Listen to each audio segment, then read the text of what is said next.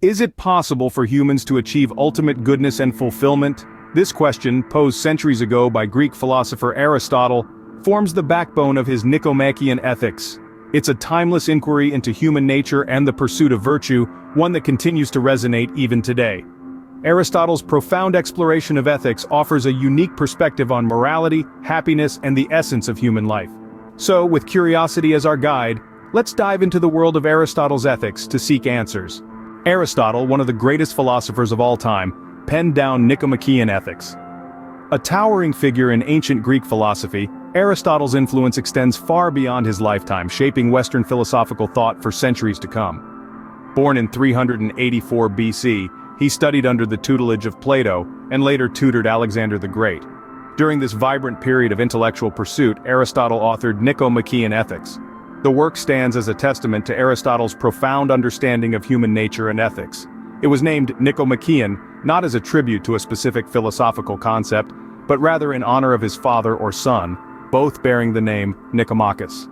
This personal touch illuminates the deep connection Aristotle felt between his philosophy and his own life experiences. Nicomachean Ethics is a remarkable work that delves into the heart of ethical philosophy, examining the nature of virtue, happiness, and the good life. Now let's unravel the essence of this profound work. At the heart of Nicomachean Ethics lies the concept of eudaimonia, a term that doesn't have a direct English translation but is often understood as happiness or flourishing. This isn't the fleeting joy of a moment, but a deep, sustained sense of well-being and fulfillment.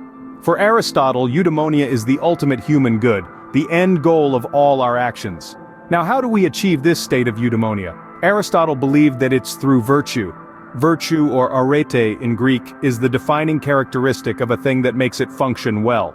Just as the virtue of a knife is its sharpness, the virtue of a human being is the quality that makes us live well. And living well, according to Aristotle, leads to eudaimonia. Aristotle identified two types of virtues that humans should cultivate: moral and intellectual virtues. Moral virtues are qualities such as courage, temperance, and justice. They are not innate. Instead, we acquire them through habit and practice. Imagine a child learning to play the piano. At first, they might hit the wrong notes, but with consistent practice, they become proficient. Similarly, moral virtues are developed through repeated right actions. On the other hand, intellectual virtues are those of the mind, such as wisdom and understanding. These virtues are cultivated through learning and education. They guide us in our pursuit of knowledge, helping us make sound decisions and understand the world around us. So, to achieve eudaimonia, we must strive for both moral and intellectual virtues. Through them, we become complete, functioning well as humans. However, becoming virtuous is not an overnight process. It's a lifelong journey, a continuous striving for the betterment of ourselves.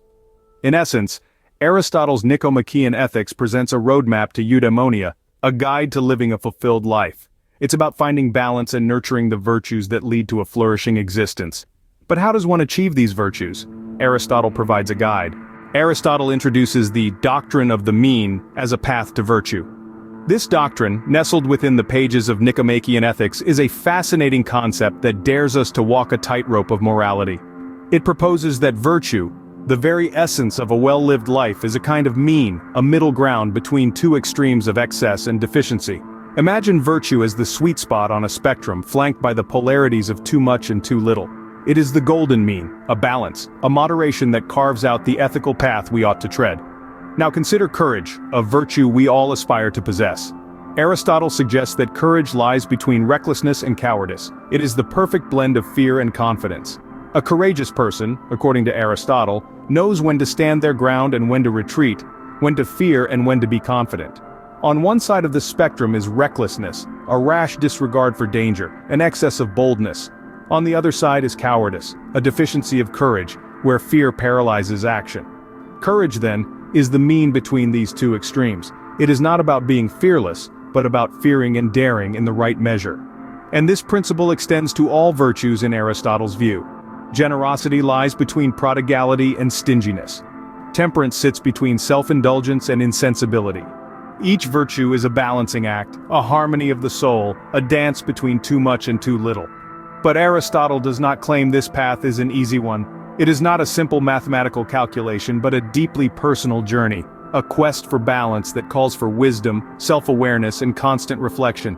It is a dynamic equilibrium that shifts and changes as we navigate the complexities of life. Achieving this balance is not easy, but Aristotle believes it's the key to eudaimonia. Eudaimonia, the ultimate human good, the flourishing life.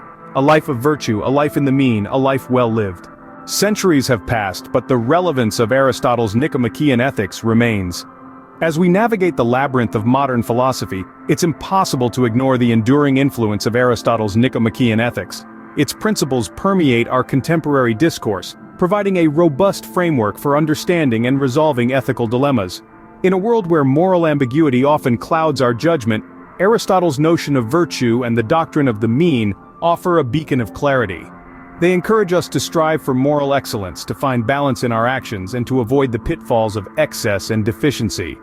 This is not just about personal growth, it's about fostering a society where individuals respect each other's rights and dignity. Moreover, Aristotle's ethics provides a lens through which we can scrutinize our institutions. Are they promoting the welfare of the many, or the interests of the few? Are they fostering virtue or breeding vice? Such questions lead to a deeper understanding of societal structures and the role they play in our pursuit of a fulfilled life.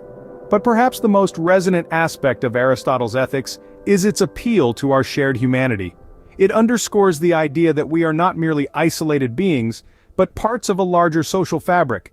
It reminds us that our actions ripple outwards, impacting others and shaping the world around us.